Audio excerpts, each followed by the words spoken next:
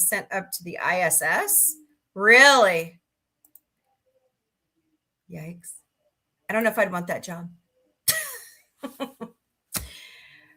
In Turkmenistan, there are no dark colored or black cars. It's forbidden by the government. Everybody has light colored vehicles in Turkmenistan. Not even the president. Fascinating.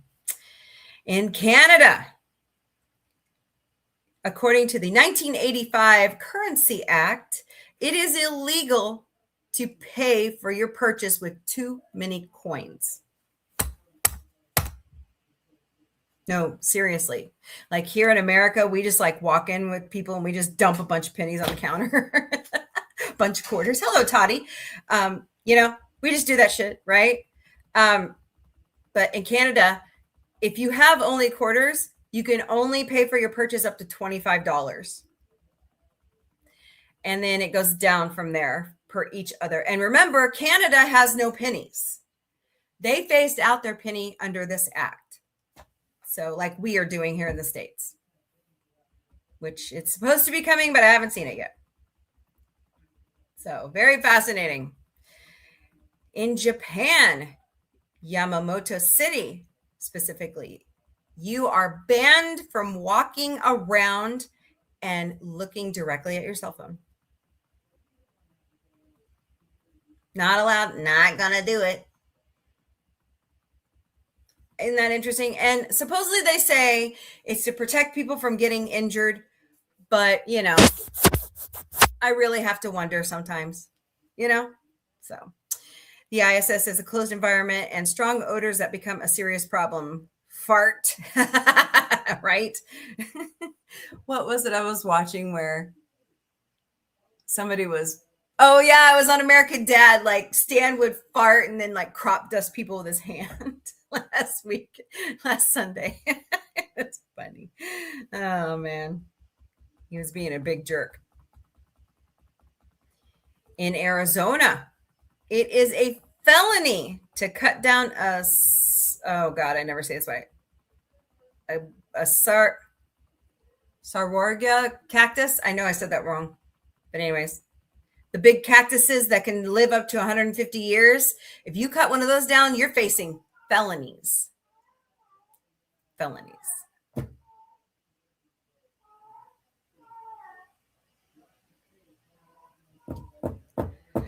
Yeah, this is the fun I live in. Fun never stops at the Sci-Fi Mombie house.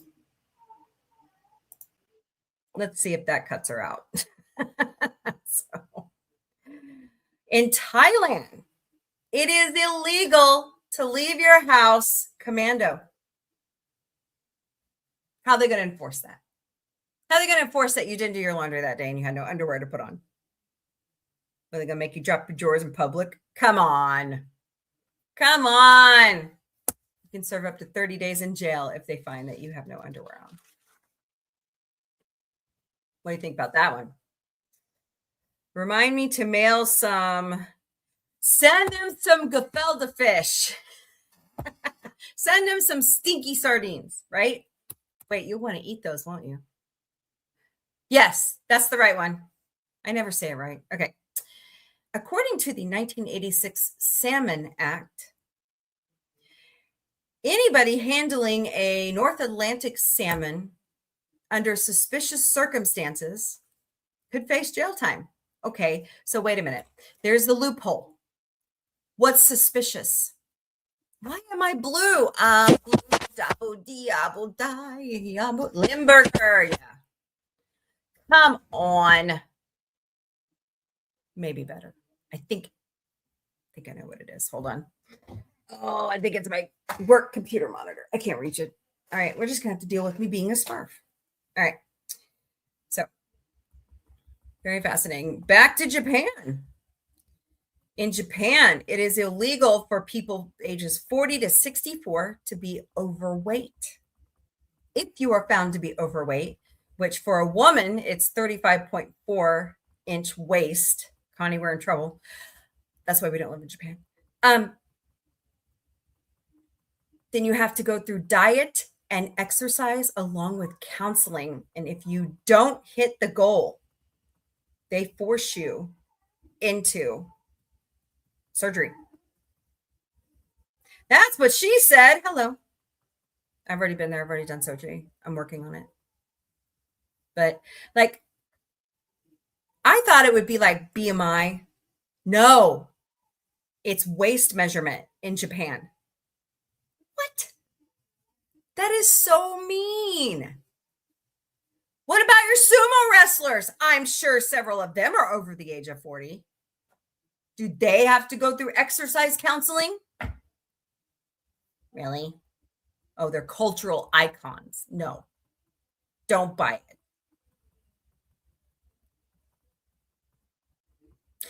In Malaysia, it is illegal to name your child after any vegetables, colors, fruits, or insects to keep them from lifelong embarrassment. Wow. Lifelong embarrassment. Yeah. Tell that to the people of America. Just saying. Hello, Marcos. Welcome to the Galactic Cafe. We're doing great today. So, hello, TikTok traveler. Welcome to the Galactic Cafe. We're doing great today. So, if you plan on moving to Malaysia, do not name your kids after vegetables, fruits, colors, or insects. Just saying. Don't do it. You face jail time. So, and last but certainly not least for today, in Germany, having a pillow fight is considered a crime. If you hit somebody with a pillow in Germany is considered a lethal weapon, and you can be charged with assault. You heard me right. A pillow in Germany is considered a lethal weapon. So purple roach guava is a bad name in Malaysia. Yep. So is cricket.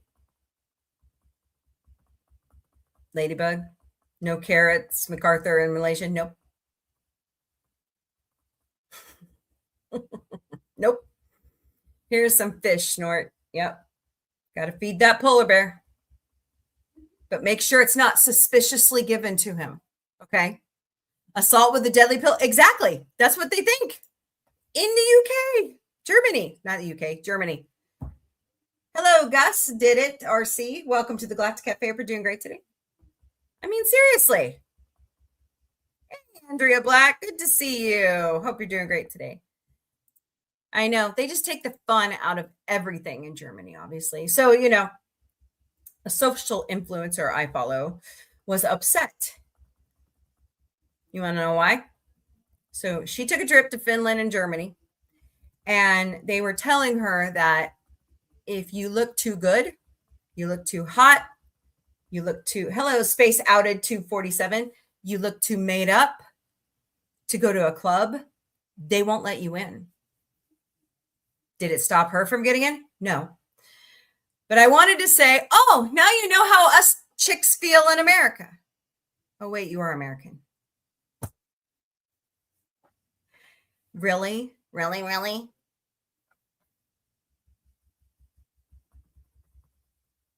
I'm just, so many weird things going on in Germany. Fred says that legislation proves that Germans actually do have a sense of humor. And he spelt it the European way. You're right, Fred. I think it's funny. I also think it's funny about the nightclub thing. Because if you look ugly, or you don't look up to the standards of the security guard standing outside the door, or maybe based on, the damn, never mind, you won't get in here in America. But in Germany, if you look too hot, maybe I do like the Germans. I mean, my ancestors are from Bavaria. Never know. All right. More dumb laws coming your way tomorrow. Hope you all enjoyed those. I enjoy looking this shit up. A lot of it's so funny. We're going to dive into inheritance, money laws, just a whole bunch of stupid things. So it's going to be fun. Hello, Kevin Carter. Welcome to the Galactic Cafe. We're doing great today. Don't forget to smash those hearts, smash that like button, share out the stream. You know, I find a lot of the European countries have a better sense of humor than Americans. It's like a breath of fresh air. It's better than having a sense of hummus. Yeah. Yeah. I like hummus though. Chickpeas are delicious. They're cooked right. So, oh boy. All right. Let's do some good news of the day. Here we go. Get most of my good news from goodnewsnetwork.org. We haven't done it in a few days. And of course, like I said, I had an internet outage yesterday. All my troubles were right at my doorstep. Yeah, I do. Num, num, num. Yeah. I try all different kinds of hummus because it's delicious. But my favorite has to be Sabra. There's something they put in it. Hello, God is good. Welcome to the Galactic Café. Hope you're doing great today. God bless you. Hope you're doing great. You missed my Easter countdown on YouTube. So. The quote of the day, the glory of art is that it cannot only survive change, it can lead it.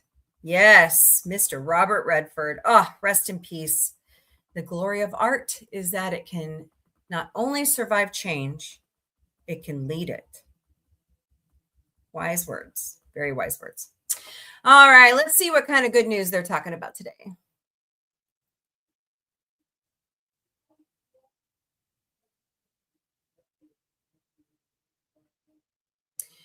Gene from high altitude yak protected and repaired myelin sheath in early MS studies. Oh, really? A lot of people suffer from muscular or multiple sclerosis. Sorry, I was thinking of muscular dystrophy. So finding a cure for it would be fantastic. A special gene that helps animals like the yak survive at high altitude could enable new treatments for multiple sclerosis after finding positive findings from a mouse model. Why is it we always start with mice? Anybody know that? Any explanation? Any scientists out there? Yoo-hoo. The genetic mutation that enables yaks to live in environments with much less oxygen and may hold the key to repairing nerve damage in conditions such as multiple sclerosis and cerebral palsy, which currently have no cures. Cerebral paralysis, sorry, not palsy. Although that might be one that it might help. Never know. The genetic mutation that enables, I just said that, April. Good God. Pay attention. The myelin sheath is a protective tissue layer that surrounds nerve fibers in the brain and spinal cord and protects them while they do their job, communicating through nerve signals with the rest of the body. Nerve cells regenerate, and it's a good thing. And you can watch sometimes nerves reattach themselves. So never give up. Hello, Mary Bird 501. Welcome.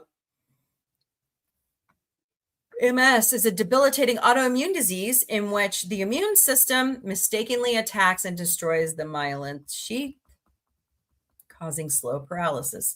Additionally, insufficient oxygen during fetal brain development can damage the layer, leading to conditions such as cerebral paralysis in newborn babies. Lastly, reduced blood flow to the brain, often associated with aging, can cause damage to the myelin and contribute to conditions such as vascular dementia. Now, a new study published in the journal Neuron has revealed a naturally existing pathway that promotes regeneration after nerve damage. The discovery could open up new ways. Oh my God, Becky. I hate it when I start this. For treating diseases such as MS by leveraging molecules that are already present in the human body, say the Chinese scientists behind the discovery. Evolution is a great gift from nature, providing a rich diversity of genes that help organisms adapt to different environments, said study corresponding author Professor Lang Zhang, I hope I said that right, from Shanghai Jiaotong University School of Medicine. There's still so much to learn from naturally occurring gene adaptations. Oh boy, this is a bad day for me to be yawning. According to the authors of the study, previous research has found that animals living on the Tibetan Plateau, which has an average elevation of 14,700 feet above sea level, carry a mutation on a gene called RESTAT. RETStat. There we go. Scientists suspect that the mutation helps animals such as the yak and Tibetan antelopes maintain healthy brain function despite chronically low oxygen levels. Zhang and his team set out to investigate if the mutation could prevent myelin sheath damage and start by exposing newborn mice to low oxygen conditions equivalent to elevations above 13,000 feet for about a week. Cool. Oh my God, I gotta quit. Mice carrying the RIT-STAT mutation perform significantly better in learning, memory, and social behavior tests than those with standard versions of the gene, he said. Brain analyses also revealed that the high altitude gene mice had higher levels of myosin surrounding the nerve fibers. The research team then examined whether the RET-STAT mutation could repair myelin sheath damage similar to that seen in MS, and found that the mice carrying the mutation, the myelin sheath regenerated much faster and more completely after injury. Cool. Now let's hope it translates to humans. That would be fantastic.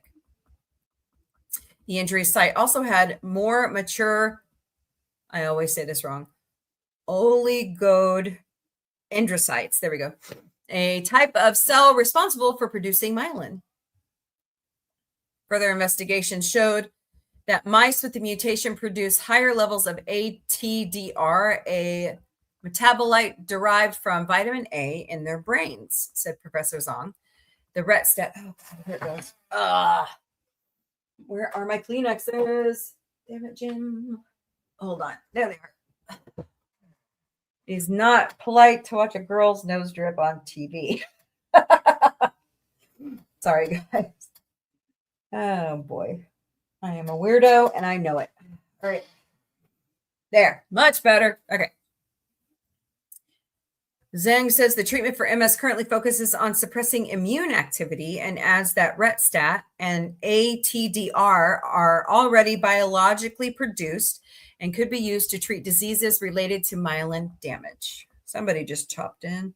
Hello, Priscilla Hernandez 2112. Welcome to the Galactic Café. Hope you're doing great today. So, hey, let's cure some of these diseases. We've got the science. Why don't we just put it to good use? Right? Right. Planned expansion to take Latin America's largest solar plant beyond 1 gigawatt, 1.1. Okay. Capacity. I know I'm not doing that right. The state-owned energy utility Federal Electricity Commission, or CFE, has announced an ambitious expansion of solar energy projects totaling 1.5 gigawatts of production and storage, armed with 30 billion Mexican pesos, or 1.62 billion with a B dollars. CFE's flagship project will be a 580 megawatt expansion of the Puerto Penasco solar complex in the state of Sonora to 1 gigawatt of capacity, cementing its position as the largest solar farm in Latin America. Sonora is one of Mexico's sunniest states, receiving on average between 300 to 350 days from dawn to dusk sunshine a year. The expansion will also include battery energy storage that will eventually amount to 30% of total capacity, and all phases of the expansion are slated for completion by the end of 2028. Wow, that's fast. They're going to get that up and running very fast. Wow. All right. We are delivering on a strategic objective, ensuring the country's energy sovereignty through orderly, clean, and sufficient planning, said Mexican President Claudia Sheinbaum during the official presentation. 2 additional locations in the state of Coahuila will see another 556 megawatts of solar power loaded onto the national grid in Rio Escondido with 180 milliwatts, and Carbon the Second with 376 megawatts. Each will include 30% battery storage capacity. 3 more renewable energy projects are being explored for the states of Durango, Quintana Roo, and Guanajuato. I know I didn't say that right. We are working through tripartite technical committees to review the technical characteristics and the status of prior permitting for each project. This is a binding plan exercise that will allow for an orderly start to development, explained Amelia Calhia, CEO of CFE, at the presentation. CFE will be working alongside the Ministry of Energy, SENER, and National Infrastructure Fund, or FONADID. America and Israel's renewed war on Iran and the resulting closure of the Strait of Hormuz has driven energy prices up substantially in the last 17 days. The conflict is showing no signs of de-escalation, which will likely lead to sunny states like Mexico seeing the tragedy as the ideal moment to up the ante on energy transition. Mexico's population is expected to climb to 132 million, to a peak of 150 million by 2050, at which points some 97% are expected to live in urban areas, according to various population trend data. A rapidly growing middle class, now a larger share of the population than the poor, will be demanding ever increasing amounts of energy with so much sunshine year round, and the honor of being the world's largest producer of silver, a key metal in the production of photovoltaic panels. I hope I said that right. Solar energy presents as an obvious solution to energy needs in times of high oil prices. Yeah. So this is like the perfect time to switch to a damn electric car. I'm not kidding. And I heard China makes a really good one. Much better than what we have here. Just saying. All right. Someone used this coin as bus fare, and workers discovered it was minted by the Phoenicians 2,000 years ago. What? Fascinating. You know, it's like the thing that, let me see if it's in here. So, Brillerman and I were shopping at Aldi one day. Oh, sorry. Is it in here? What did I do with it? Uh-oh. I know I put it somewhere. Did I put it in here? Anyways, we found, I mean, it looked like a quarter. Somebody could have gotten, mixed up with it, but it was a 250th American. Dude, if I lost that coin, I'm going to kick myself. Anniversary coin for America's 250th anniversary. Dude, this sucks. Okay, I'll have to figure out what I do with it. But, I mean, to leave some, to use it. Hey, Armand, welcome. Oh, thank you. Thank you for following me on TikTok. Appreciate you. So, this is fast. 2,000-year-old coin they used in Spain. Struck 2,100 years ago on the coast of Spain by mariners from the Fertile Crescent, a coin bizarrely made its way to the English city of Leeds, where someone successfully attempted to use it as bus fare. Oh, okay. Thank you, Armand. Yep. Anybody interested in seeing his content can go over to YouTube to look at it. It's an incredible story that reminds us how history, even ancient history, can be found all around us, popping up when we least expect it. It is a gorgeous coin. I like coin collecting. I think it's interesting. I like stamp collecting too. I'm a nerd. I'm just a nerd. The story was shared by Leeds Museum and Galleries after they received the coin as a donation from a local something. All right. It first came into the hands of James Edward, former chief cashier with Leeds City Transport, who gathered fares from buses and tram drivers and counted them at the end of each day.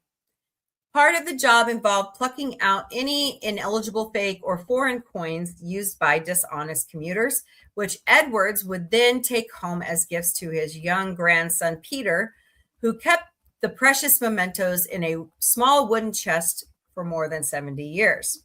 My grandfather would come across coins which were not British and put them to one side. And when I went to his house, he would hand me a few, said Peter Edwards, who donated the ancient coin. It was not long after the war, so I imagine soldiers returned with coins from countries they had been sent to. Neither of us were coin collectors, but were fascinated by their origins and imagery.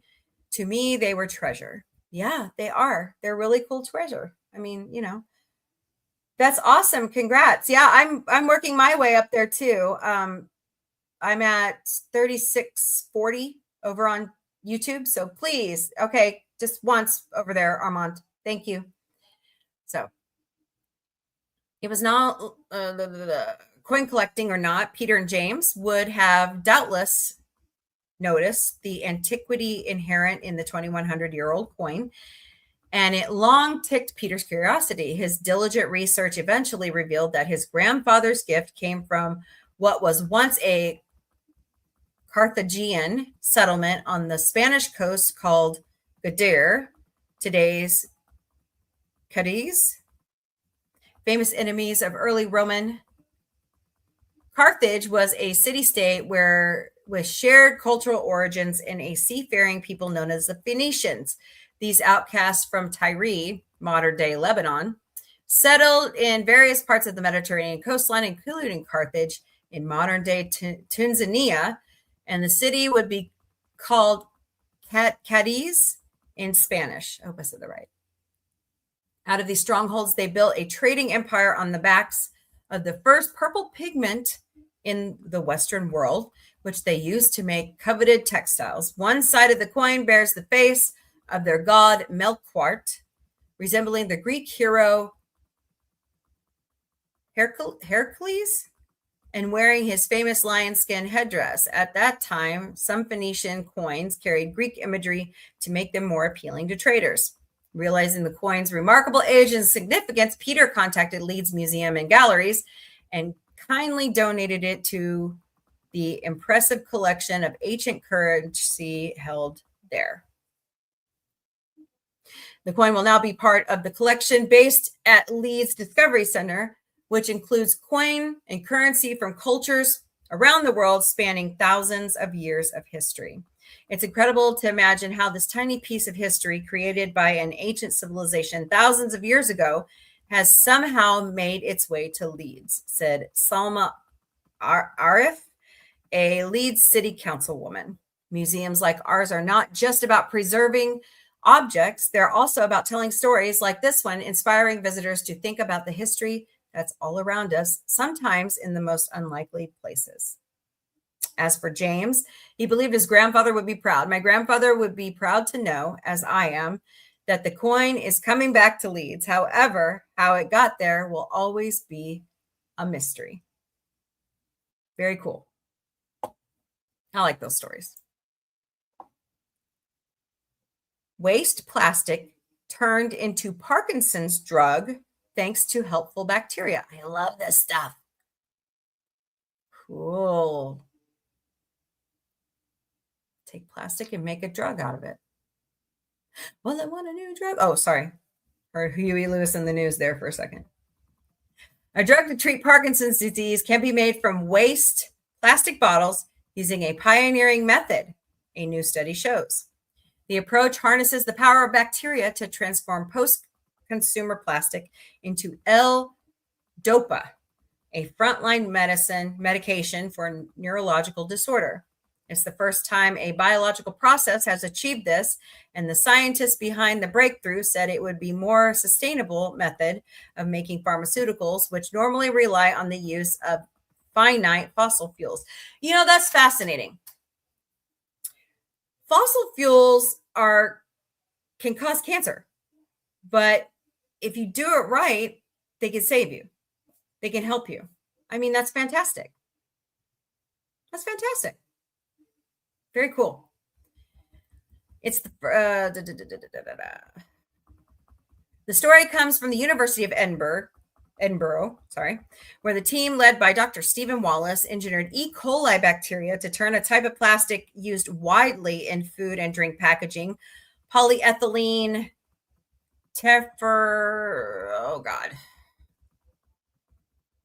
or PET, we'll just call it PET, into L-DOPA, LDOPA.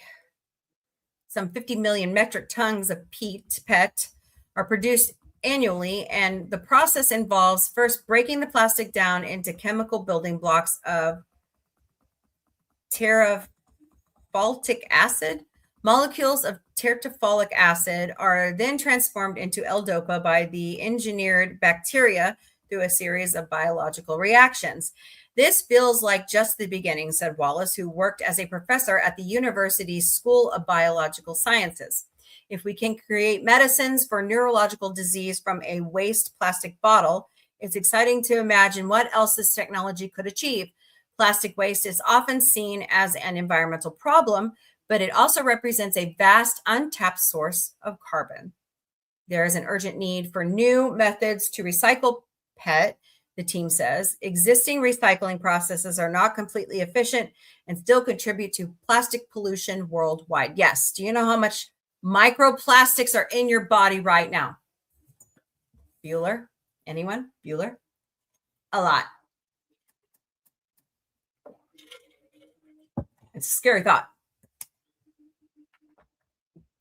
L-DOPA is the precursor to the neurotransmitter dopamine, norepinephrine, and epinephrine, and in addition to Parkinson's, is sold over the counter as a supplement and for treating restless leg syndrome. By engineering biology to transform plastic into an essential medicine, we show how waste materials can be reimagined as valuable resources that support human health, said Wallace. Having now demonstrated the production and isolation of L-DOPA at preparative scale, the team will next focus on advancing the technology towards industrial application, which will involve further optimizing the process, improving its scalability, and further assessing its environmental and economic performance, the team says. Can you imagine? We just flat out recycle across the globe all the plastic bottles.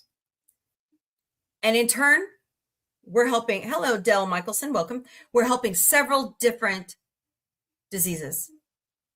I think it's glorious. I think that's a fantastic idea. The research shows the huge potential of engineering biology to tackle some of society's most pressing challenges, said Professor Charlotte Dean, holder of the executive chair at UK Research and Innovation, who wasn't involved in the study. By converting discarded plastic into a treatment for Parkinson's, the University of Edinburgh team has demonstrated how carbon that would otherwise be lost to landfill or pollution can be turned into high-value products that improve lives. The research was carried out at a pioneering new hub that aims to transform UK manufacturing by converting industrial waste into valuable, sustainable chemicals and material known as the Carbon Loop Sustainability Biomanufacturing Hub, which has received £14 million in grants from the Engineering and Physical Sciences Research Council, or the EPSRC, part of UKRI. Bravo, guys. That's great. I like this. All right. More good news on this date in history. 250 years ago today, Great Britain repealed the Stamp Act of 1765, which the American colonists so vehemently disagreed with. It imposed a direct tax on the colonists and required that many printed materials in the colonies be produced on stamped paper from London, which included an embossed revenue stamp. A majority considered it a violation of their rights as Englishmen to be taxed without their consent that only the colonial legislature could grant. Their slogan was "No taxation without representation." That was 1776. They're right. We still use it today. Is that not what a tariff is? Oh, ooh, I said it. Meow, meow. This sticking point of taxation without representation generated sophisticated counter-arguments from the colonists. For example, in British Parliament, it was argued that the colonists were themselves no different from the 90% or so of Englishmen who did not own property and therefore couldn't vote, but who were nevertheless represented virtually by land-owning electors who shared their common interest. This theory, however, ignored a crucial difference between the unrepresented in Britain and the colonists. The colonists enjoyed actual representation in their own colonial legislative assemblies, and the issue was whether their legislatures, rather than parliament, were in fact the sole recipients of the colonists' consent with regard to taxation. Opposition to this point was fierce, and in May 1764, Samuel Adams of Boston drafted the following. This wasn't the only thing he drafted. Okay. Drafted the following that stated the common American position. For if our trade may be taxed, why not our lands? Why not the produce of our lands and everything we possess or make use of? This, we apprehend, annihilates our charter right to govern and tax ourselves. It strikes our British privileges, which, as we have never forfeited them, we hold in common with our fellow subjects who are natives of Britain. If taxes are laid upon us in any shape without our having a legal representation where they are laid, are we not reduced from the charter of free subjects to the miserable state of tributary slaves? Local protest groups established committees of correspondence, which created a loose coalition from New England to Maryland. Protests and demonstrations increased, often initiated by the Sons of Liberty and occasionally involving hanging of effigies. Very soon, all stamp tax distributors were intimidated into resigning their commissions. The tax was never effectively collected and was shortly repealed. I love American history. All right. More good news on this day. Frank Sinatra made his first recording, a song called Our Love, with the Frank Maine Band. That was 1939. Singer-songwriter Wilson Pickett, whose best-known hits are In the Midnight Hour, which he co-wrote, and Mustang Sally was born in 1941. South Africa voted for political reforms to end apartheid, 1992. The first ever museum Friday prayer led by a woman in a mixed-gendered New York mosque marked a break with a 1,426-year Islamic tradition. That was 2005. Happy 65th birthday to Mike Rowe, one of America's greatest informational television presenters. And he does get dirty as he presents TV. Known for his rich baritone voice and approachability, Rowe has hosted or narrated a variety of television programs that went on long runs on channels like Discovery and Nat Geo, including Dirty Jobs, Deadliest Catch, How the Universe Works, and Shark Week. Well, happy birthday, Mike.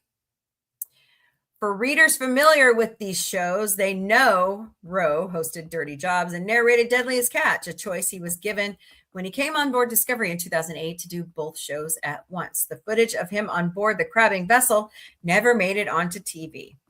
Rowe is well known as an activist that advocates for young men to go into the American tradecraft industry.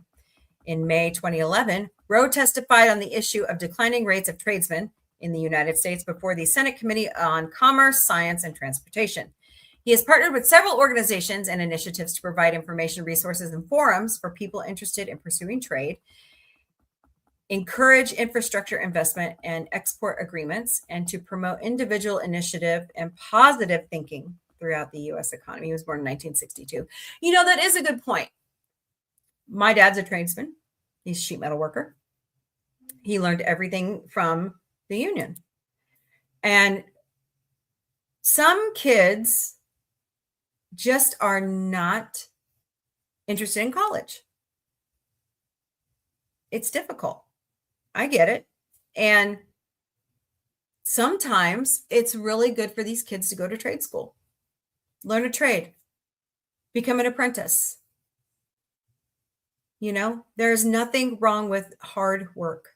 Nothing. So, you all right, Autumn?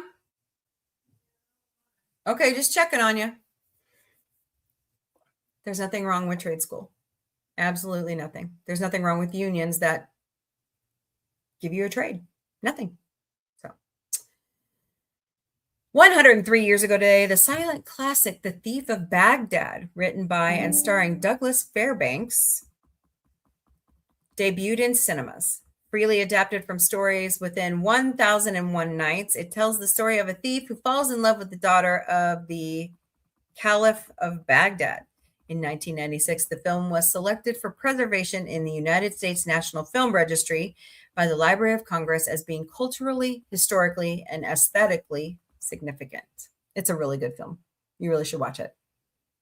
Described by his biographer as the great artistic triumph of Fairbanks' career, the film involved a cast of literally thousands of people and top special effects to the era to portray fearsome monsters and flying carpets. Huge Arabian-style sets where Fairbanks' cat-like gymnastics could be utilized in jumping and running across rooftops. That was 1924. It's a really good silent film. Hello, Safi. Hope I said that right. Welcome to Galactic Café. 28 years ago today, English rugby won the inaugural Six Nation Championship after thrashing Italy 59-12 at the Stadio Flaminio in Rome. Hope I said that right. Known sometimes and correctly as the best tournament in sports, Six Nations grew out of the Home Nation Championship, first played in 1883 and involving only England, Ireland, Scotland, and Wales. France was invited in 1910, and Italy joined in the fun in the year 2000.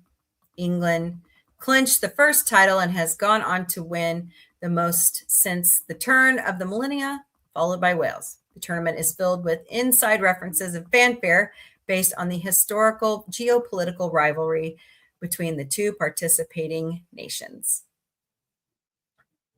The tournament is incredibly simple. Each team plays each other one time. 2 points are awarded for winning a match and 1 for drawing. Whoever has the most points at the end of the 5 matches wins. The Grand Slam is awarded if a team wins all 5 matches. The Triple Crown is awarded on the occasion that a home nation, England, Scotland, etc., beats all 3 of their neighbors. The Wooden Spoon is awarded to the team that loses all 5 of their matches.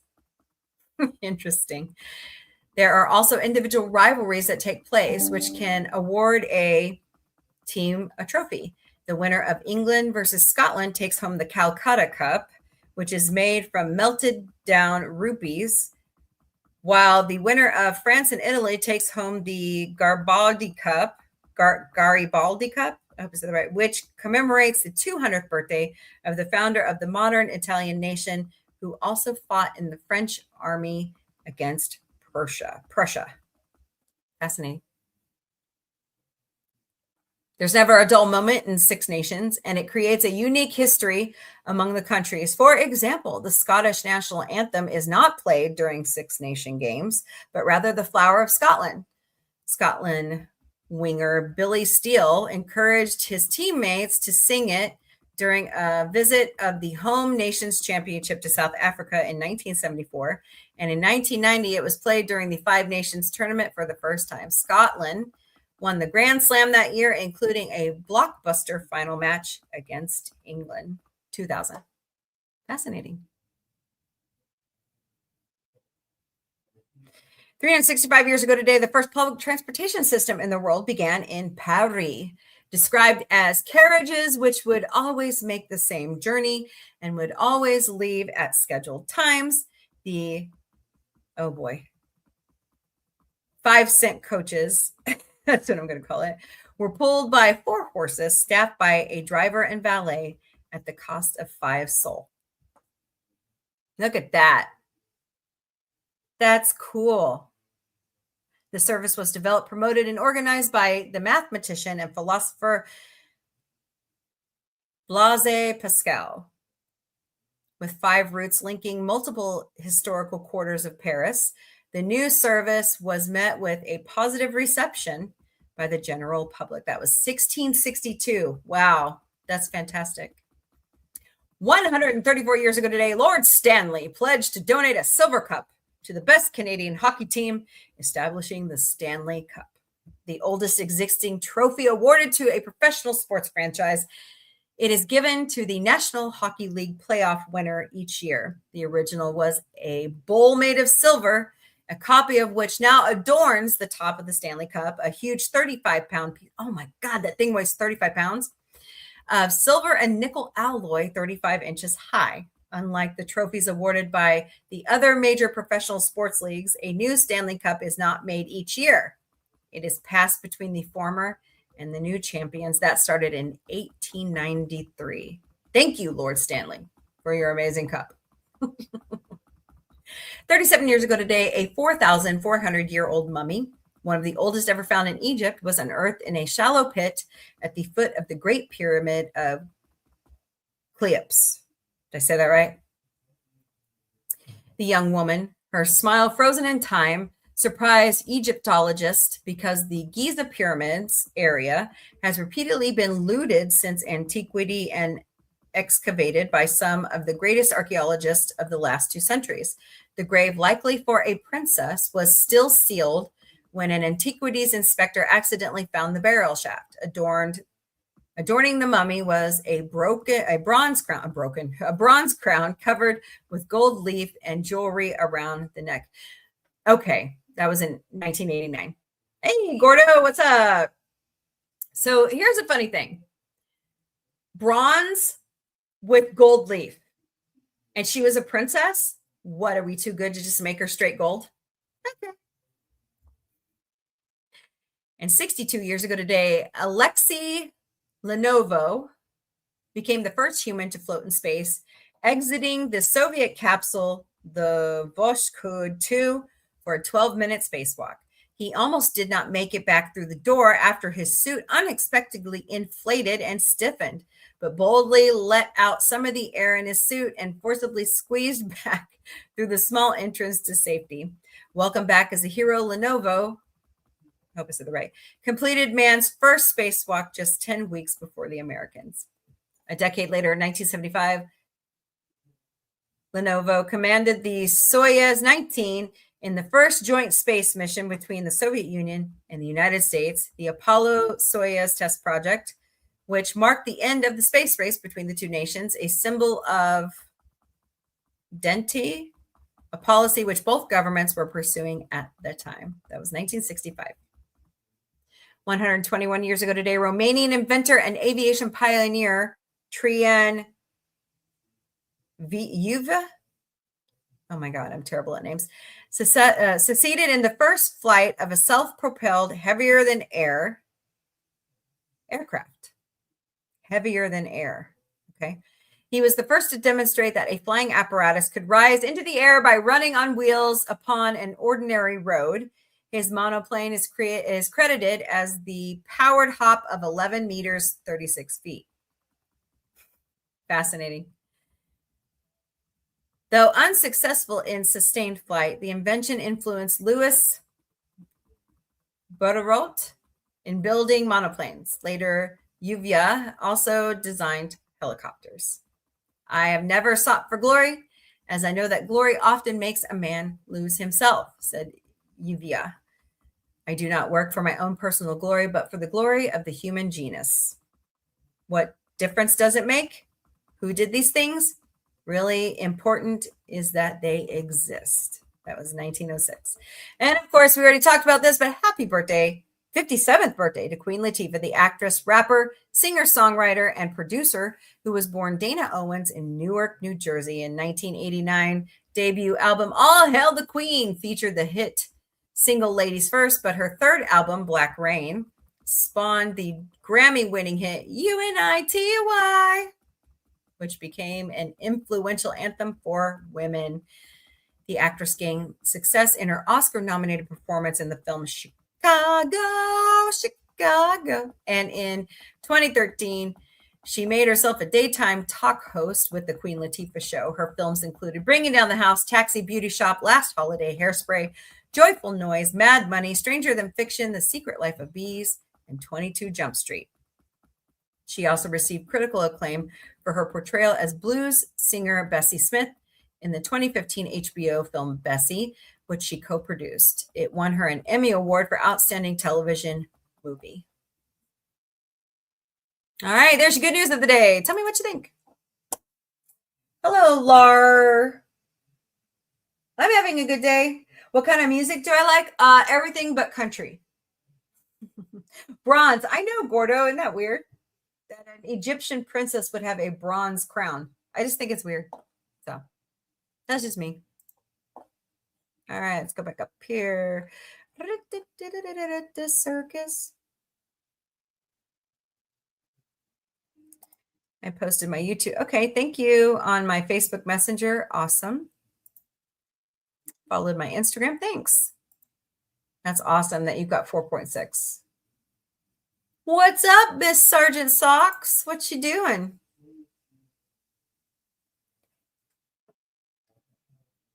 I make R&B hip hop with Spanish. Yeah, I'll listen. Fascinating. Oh, you're gonna sleep on my my sweater there, huh? Hey, Connie, I'm looking forward to Star Trek Night on an all new episode of Fox's Masked Singer. Oh, they're doing a Star Trek Night? Okay. I posted my, okay, awesome. Thank you. You like my YouTube videos? Cool. Thanks. Hello, Armand. Snort says, so it costs 2 fish to take an ancient Phoenician bus. Yep. That's funny. I'm not an expert at college. Hey, you know, I have found, that's one of my kitties. That is Sergeant Socks. I have 2 tuxedos, a black cat, a rag doll, and a silver, well, 2 silver tabbies.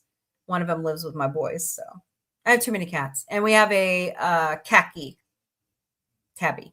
So she's ornery too. I DM'd you the music. Hope you like. God bless you. And Sergeant Socks and your other cats. Oh, thank you, Lar. I'm just going to call you Lar. I don't want to botch your name. But yeah, I'll listen to that. Cool. Thank you for sharing. All right. What are we talking about? What do you guys think of the Darth Maul series coming? Larhimar, right? Larhimar. Okay. Thanks. Appreciate it. Cool. Cool. Yay, I got it right. Oh boy. What's up, girlfriend? Just wanted to be near grandma, huh? She's really my daughter's cat, so. But she likes to hang around me all day. I don't know what to think about it. I mean, the one person that was talking to the Jedi gave her the right information. You can't always trust Darth Maul. I mean, it is, and he's got the new legs and stuff after he got chopped in half, Hello, Star. Welcome to the Galactic Café. We're doing great today. So we'll have to see where it goes. I mean, I don't ever see him being totally good, Don't see him ever doing that. But never know. So what's everybody up to today on this Hump Day? I'm just glad it's not as cold as it has been. Oh my God, Becky. It's been terrible. I mean, I know it's March. I get it, but I hate cold weather. I mean, my joints love it, but the rest of me doesn't like it. So. Yep. So help me get to 1199 followers. I am so grateful for you guys helping me over on TikTok. I was at 1150 before I started the show today. Finally cracked that 1,000 mark. I've been trying to do that for years over on TikTok. Finally did it. We're growing on YouTube. We're growing on all of our other platforms. So please help us out. We greatly appreciate you all. You're all family. You're all great. Love ya.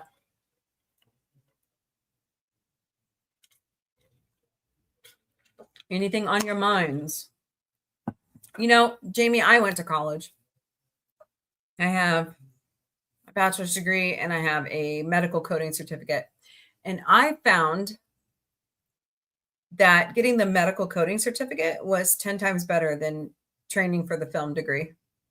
And I love media. Hello, baby angel. Welcome to Galactic Café. We're doing great today. So that should tell you something, Can't always judge a book by its cover either.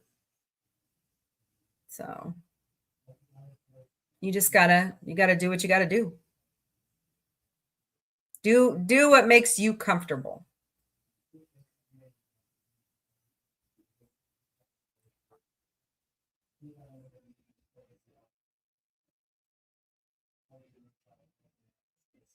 All right, hit my goal. Thanks. Appreciate it. So let's put up a new one. Oh, let's see here. What should I put up next for a live goal? What do you think, Sergeant Socks? She's just like, I don't care.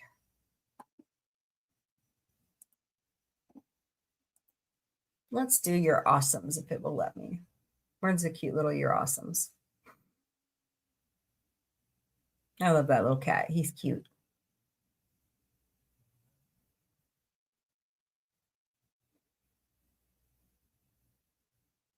Gummy bears. Fascinating. Ooh, lightning bolts. Excuse me.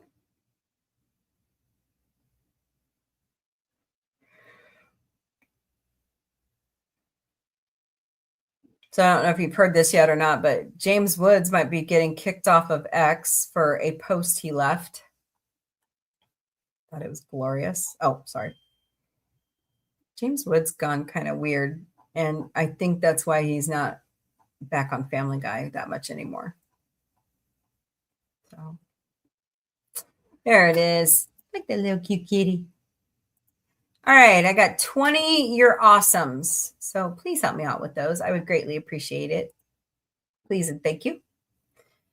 All right. Holy shnikes, everybody wants my attention.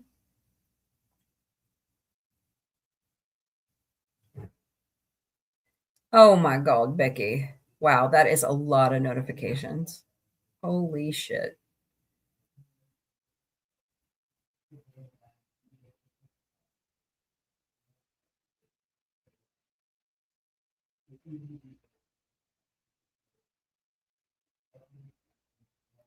Hold on.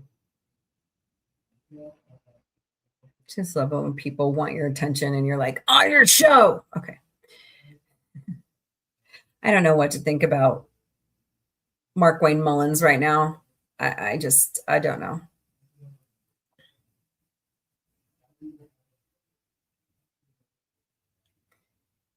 Okay, let's see here. Don't forget to smash those hearts. Smash that like button, share out the stream, please, and thank you. Please and thank you. Greatly appreciate it. So, all right. Well, I'm going to go ahead and start Mombie's Daily Boost. And while we're doing that, let's just chat. Go ahead. Drop something in the chats. Anything. But let's be clean about it. Okay? Because, you never know what kids are going to come stammering through here. So, hello, Angel Lunatic 2. Welcome to the Galactic Café. We're doing great today. All right. Happy Hump Day. It's March 18th, 2026. Planet Comic-Con is March 27th through the 29th at the Kansas City Convention Center in beautiful Kansas City, Missouri. Go to planetcomiccon.com to purchase your passes. We unfortunately have to cancel yet another year. So it happens to the best of us, but we will get there one of these days. We're pulling all of our stuff together for Missouri Comic-Con. So Elijah Wood, Sean Aston, Keith David, Jason Isaacs, Lorraine Bracco, William Shatner. As far as I know, Shatner's still going. I haven't heard any different. Hello, Zainab. I hope I said that right. Welcome to the Galactic Cafe. And so many more are going to be there. So once again, that's planetcomiccon.com.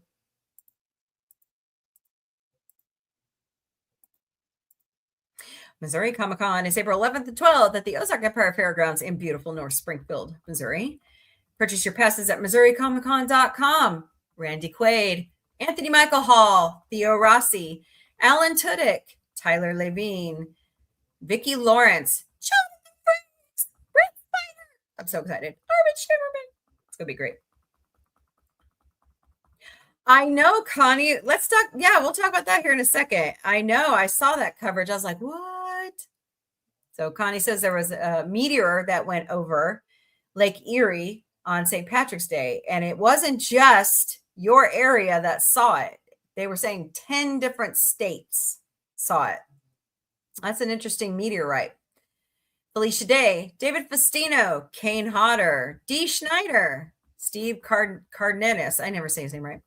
Christy Carlson Romano, Ryan Colt Levy, Sarah Mindencroft, I believe is how you say it, Reagan Murdoch, and so many more. Scott Innes, who is Scooby-Doo, Kevin Nash. So purchase your passes at MissouriComicCon.com. Tremendicon is May 29th through the 31st at the Oasis Hotel and Convention Center in beautiful North Springfield, Missouri. Go to Tremendicon.com to purchase your passes. We will be there along with Missouri Ghostbusters. I'm hoping Pop Culture Minefield will be there too. I like seeing those guys, saying hi to them. So Tremendicon.com. Oh. Me yawning is next. No, I'm kidding. Extremicon is September 25th through the 27th at the St. Robert Community Center in St. Robert, Missouri. When ticket sales open, go to extremicon.com to purchase your passes. Candace Rose from She-Hulk, Halloween Ends, and Stranger Things will be the headliner, along with Stephanie Nadolny, who is some of the voice acting talent of Dragon Ball Z. So purchase your passes once again when it opens at extremicon.com. Don't forget tonight, beginning at 7 p.m. Eastern, 4 p.m. Pacific, 2 a.m. Greenwich Mean Time. I didn't change it again. It's Ted Watch Party. 2 more great episodes of season 2 of Ted. So come join me as we watch that raunchy little teddy bear do really stupid shit. Because we like it when Seth writes really stupid shit. All right. Don't forget tomorrow night, beginning at 9 p.m. East. Oh, sorry. Not tomorrow night, because I'm actually going to see K. Trevor Wilson from Letterkenny here at the Springfield Comedy Club. That's where I got to see Christopher Titus. And I got this email, actually this text message. It said, would you like free tickets? I'm like, oh, hell yes, I'd like free tickets. And they gave me 2 free tickets. So I love Letterkenny. I've been thinking about showing it on comedy night. I love Shoresy too. If you haven't seen those shows, get your ass over to Hulu and watch it. It's so great. It is really funny. Thank you so very much for your help with our YouTube watch hours. We are getting there. We are getting back up there. So let's keep trucking forward. By the end of this year, I really would like to be monetized. So we're about 70% of the way now. So help us out. Greatly appreciate you. Please help us out over on TikTok as well.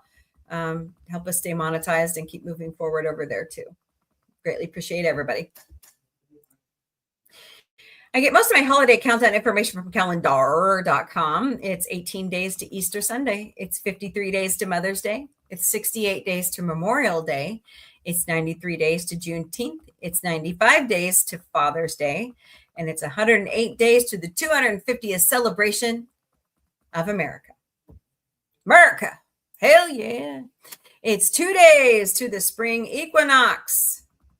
And it's 94 days to the summer solstice. Plan accordingly. Here at Sci-Fi Mombie We Care, there are so many great volunteer opportunities in your area. Check your local media or your local charity chapter's websites for events that you can help out with.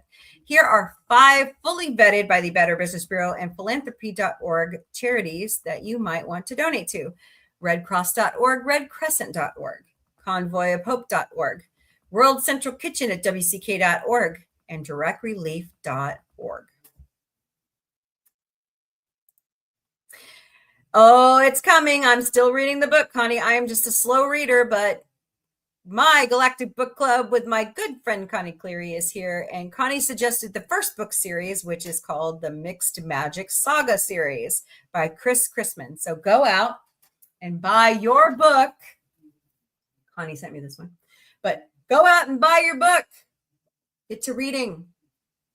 Let's go. It's going to be great. So we're going to do the whole series, which those of you on TikTok can see behind me, but over here on YouTube, it's behind me. But it's going to be great. We're going to have a lot of fun. And this is not Gordo's back. What's up, Gordo? This is not the first book series we will be reading. We're going to do a whole hodgepodge of different books. We might do a Star Trek book, might do a Star Wars book, Babylon 5 has books. Doctor Who. I love James Patterson. I love Patricia Cornwell. We might even do a Stephen King book. Yes, you heard me. What's up? Yeah, I know. I do live in, Missouri, where Budweiser started that, right? So come join the Galactic Book Club because we're going to have a good time with it. All right.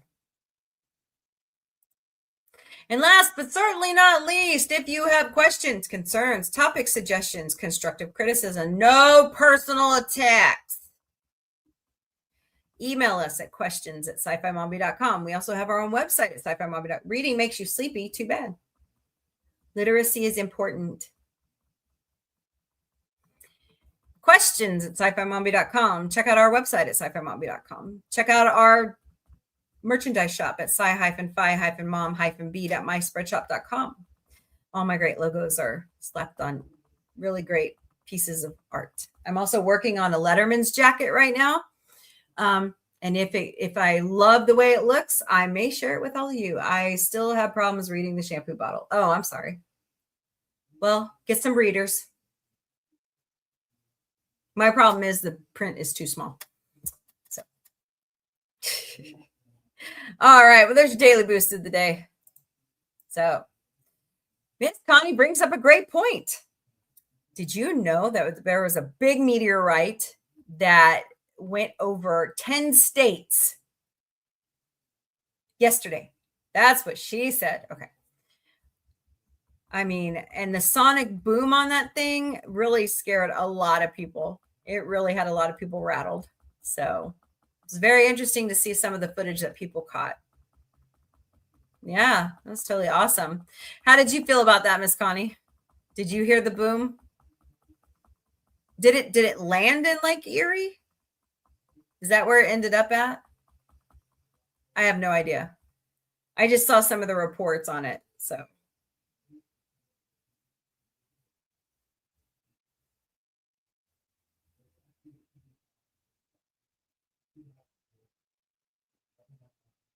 just great stuff, I love it when things come crashing down to earth. Oh, you did? Wow, that's cool. Connie says she heard it. Totally awesome. Totally. Dude, that had to be something else, right? I mean, that had to be insane to hear that. So, wow. Pretty awesome.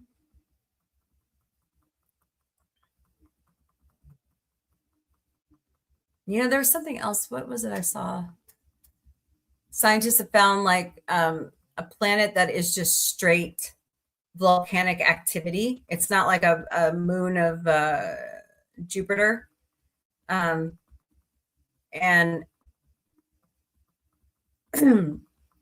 they figured that it's just seas of magma. It's just weird. So just straight volcanic activity all the time.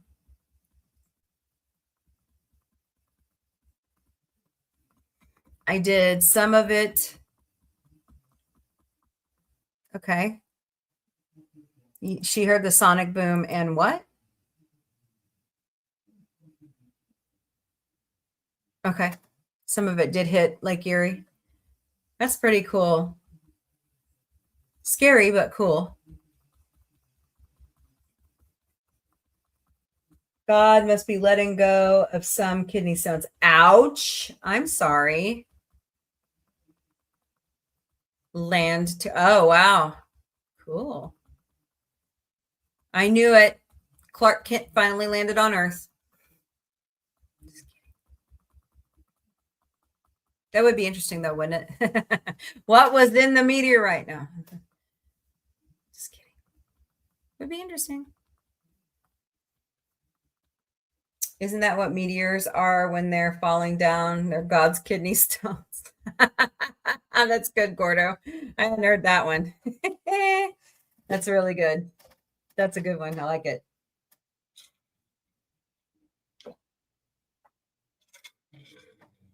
Could be. Could be. I don't know what to have for dinner. Autumn, unfortunately, is on soft food. So what's the other one? Falling Stars. Yeah. Are your favorite shooting stars? Falling stars, shooting stars? It's when hellfire and damnation rain down that I start to get worried.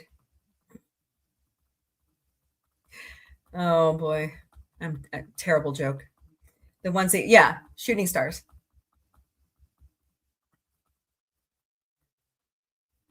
But don't wish on an airplane.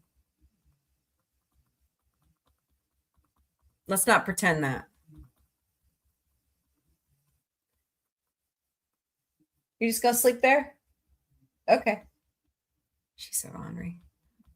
So she's the neurodivergent. I call her the neurodivergent cat because she gets overstimulated and then she just runs directly for her scratching post. It goes. She doesn't like to be held. She likes to be petted on her own terms. The other cats like Boots. Boots is I got pictures in my Google sends me like memories every day. And I found that little turkey. He was this big. And I have a picture of him in the carrier when we took him to the vet because the vet didn't think I don't know what it was. We also had a cat named Bear. He was like totally black. He had the same problem. He was so worm infested. They didn't think he was going to live. But he did. Now we can't find him. But he escaped out the window. So. Oh my God, Becky.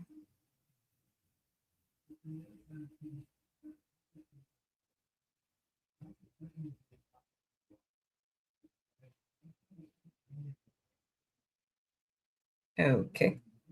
Cornflakes. All right, moving on. Yeah, I mean, I think a lot of the space stuff, I mean, are they sure it was a real meteorite? It wasn't like space junk from Elon Musk. I said it. Get mad. Go ahead. I don't like Elon Musk. So, speaking of Elon, this is kind of pop culture news, but that chick that he had a baby with, she's like a social influencer or something. Well, she was on the Bulwark today and with what's his name? Tim Miller. And just, I'm glad she woke up. But I don't know why these ladies get involved with this. You know what I'm saying? And then, of course, what really bothers me, so this is kind of a rant, but my kids do it too. Well, I don't have a fully formed cortex. What? So you're still a human being that needs to make decisions. You got to own the decisions you make, right? We all do. So these kids, I swear to God, any excuse. If I had done that at that age, I mean, people would just looked at me crazy, but that was like 20, 25 years ago, you know?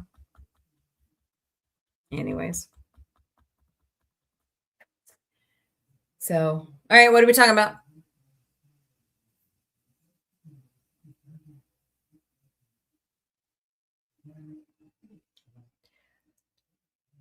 Oh, golly.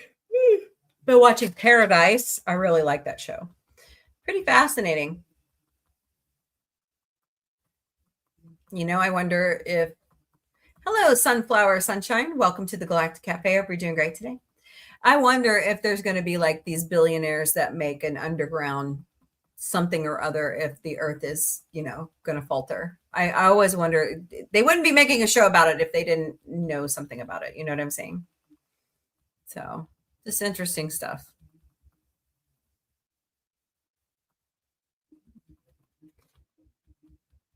Really good show. Also, space ice cream. Okay. Have you ever tried that stuff? The freeze dried ice cream that they give the astronauts? I don't think it tastes great. I guess if you're hunkering for ice cream, that's what you got to have in space. Yeah, it's I don't like it. They did try to send dipping dots up there. I remember that. That was interesting. Yeah, a lot of the food is freeze dried because, you know, Jamie Lynn's giving Connie some hugs. Yeah, they got to eat freeze-dried food, which is ugh. Can you imagine letting go with some dipping dots and them loose in the space equipment? Oh yeah. Yeah. And they, I mean, it's probably warm up there, but they probably stay frozen. Yeah. See how long they last or how much they get into the equipment. Yeah.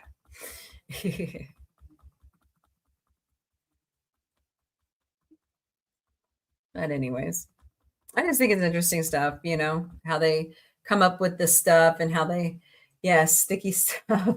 That's what she's, they said it's cold as, okay.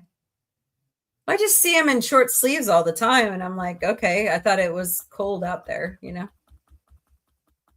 Yeah, no, it's not Bootsy. It's Sergeant Socks today. She's over here asleep. See if you can see her. There she is. She's so cute. Something about tuxedo black and white cats. Always been my favorite. Always. I know there's what? Well, yeah. I eat tuna. Yeah, I tried the Neapolitan freeze-dried ice cream. It was good. You like Mr. Bigglesworth? Yeah, he's cute. Unfortunately, he goes from a rag doll to a sphinx, so I don't know how that works. Poor cat. Don't cryo freeze your cat. Just saying. Too funny. Yeah. I don't know why, but since I've had gastric no shedding, well, there's a special way you have to take care of sphinxes, though. You have to like give them a bath every day, and then you have to put on. A friend of mine has one. She has to put on, yeah, or there's another like a lotion type gel thing that she uses.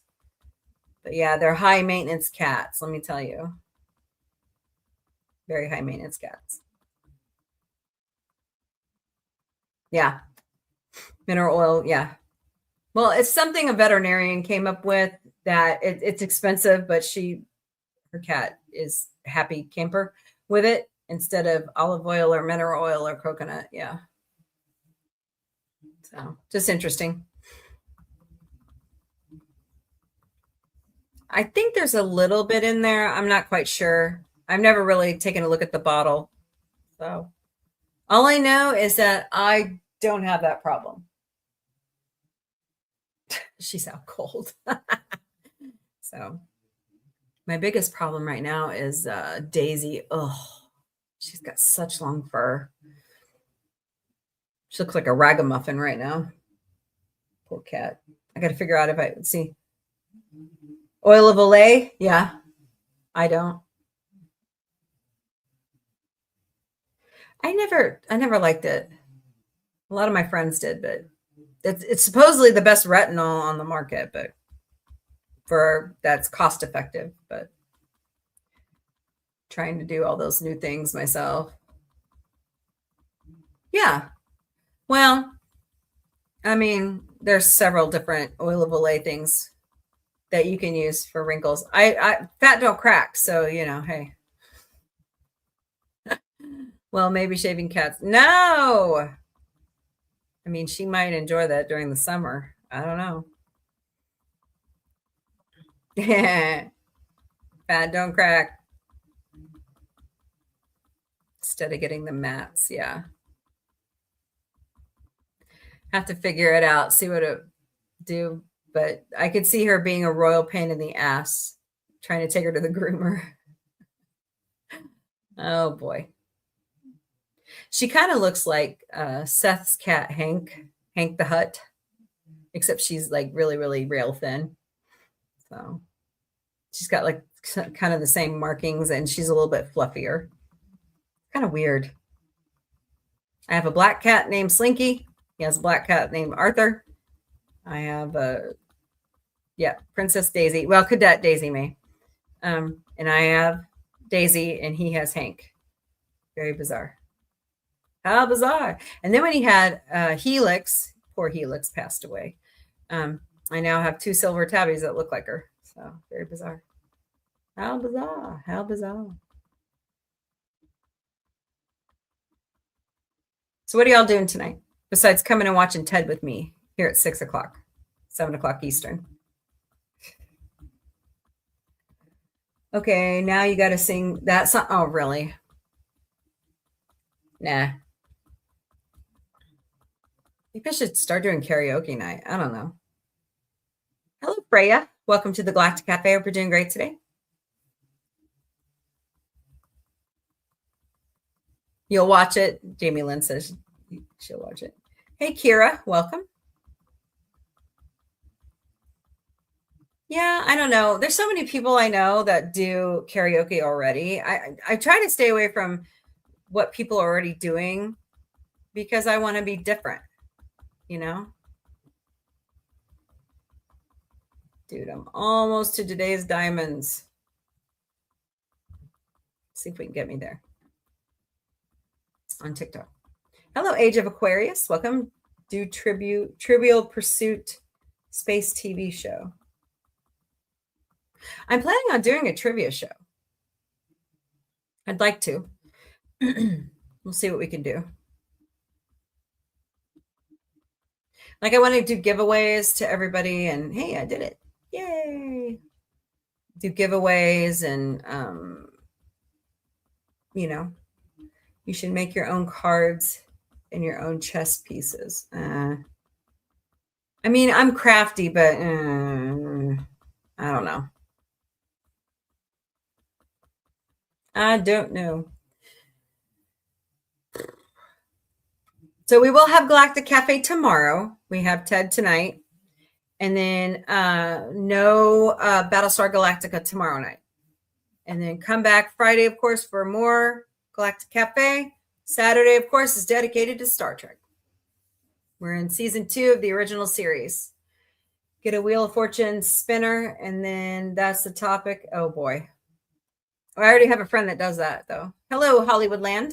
Welcome to the Galactic Cafe. Hope you're doing great today. I like Hollywood. I miss it already. I was just there in February. I love Hollywood. I like California in general. It's so different than Missouri. Oh, my God. Space bingo.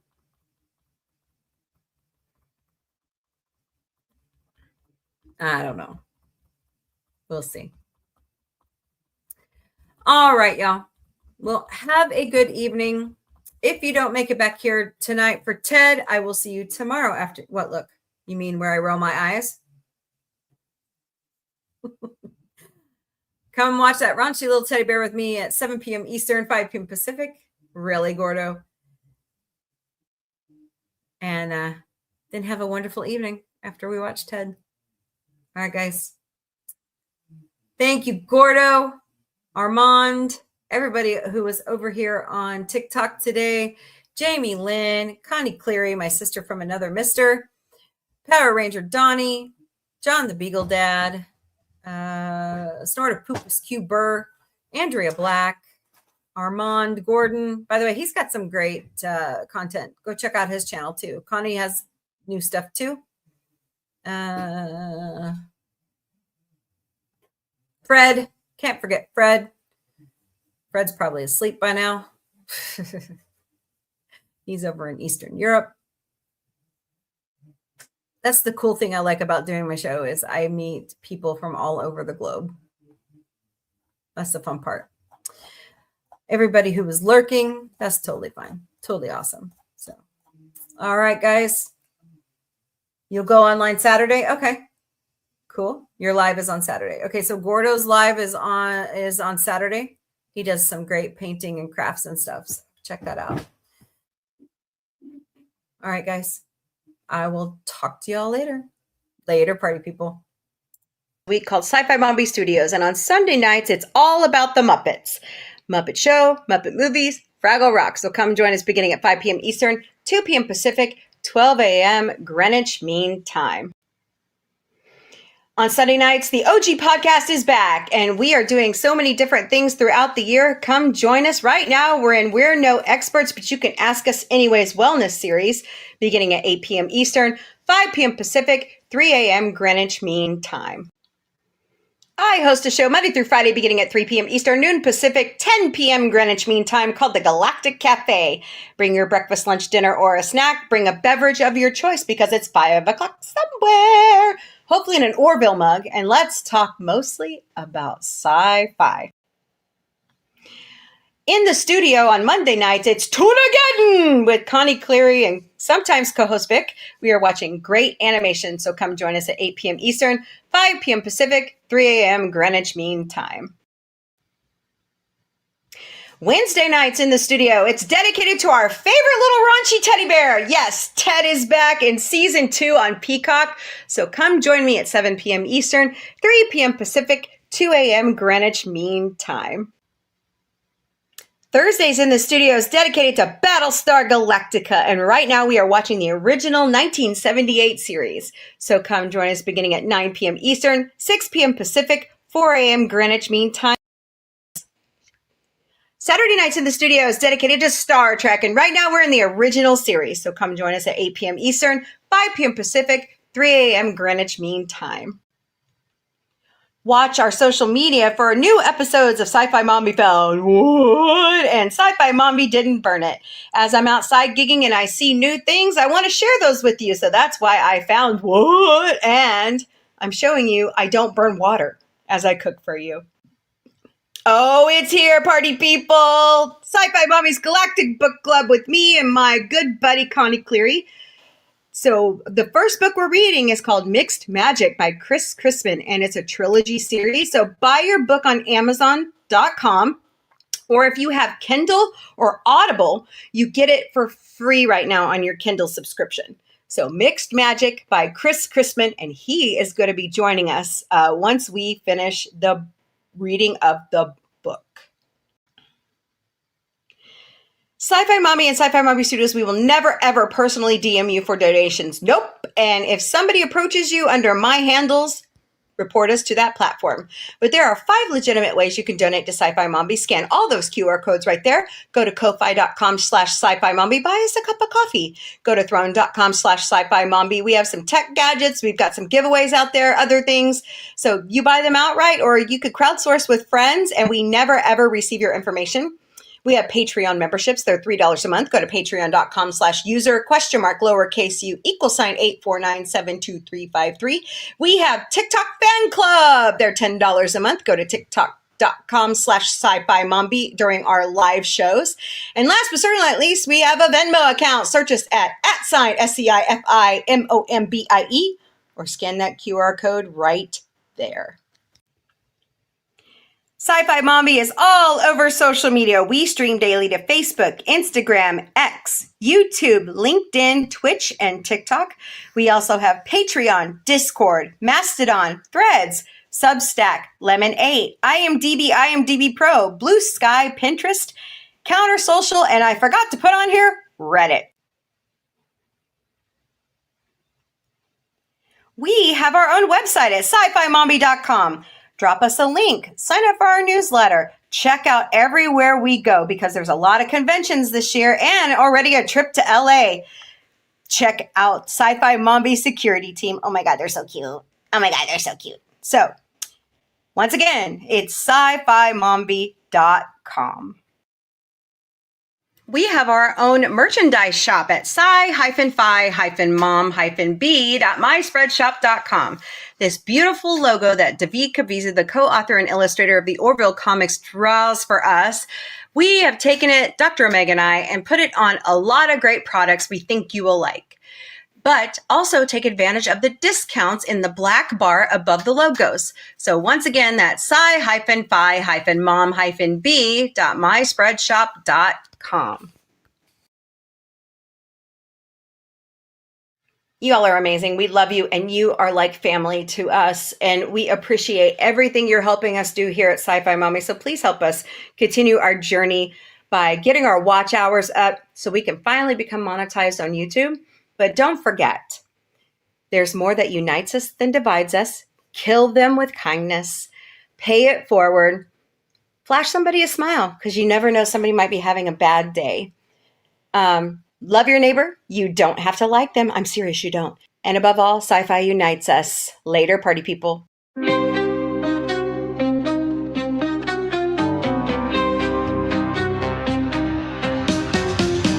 Beaming through the cosmic haze, lights flash in neon blaze, retro rockets start to soar. Sci-fi Mombie wants much more. Sci-fi Mombie breaking through the screen, chasing dreams in a technicolor scene. Warp drive set, let's explore the stars. Sci-fi Mombie, no matter where you are. Binary beats and signals hum, space age stories, here they come, with quirky charm and cosmic flair. Sci-fi Mombies everywhere. Ray guns pop and galaxies twirl. Mombie's mind is out of this world. Sci-fi vibes that never get old. Welcome to the future bold. Sci-fi Mombie breaking through the screen, chasing dreams in a technicolor scene. Warp drive set, let's explore the stars. Sci-fi Mombie, no matter where you are.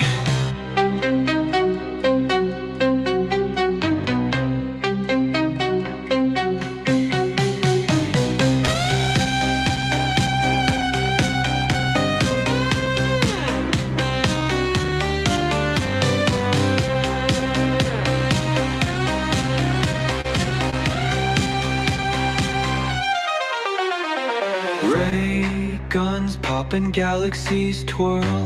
Mombie's mind is out of this world. Sci-fi vibes that never get old. Welcome to the future bold. Sci-fi Mombie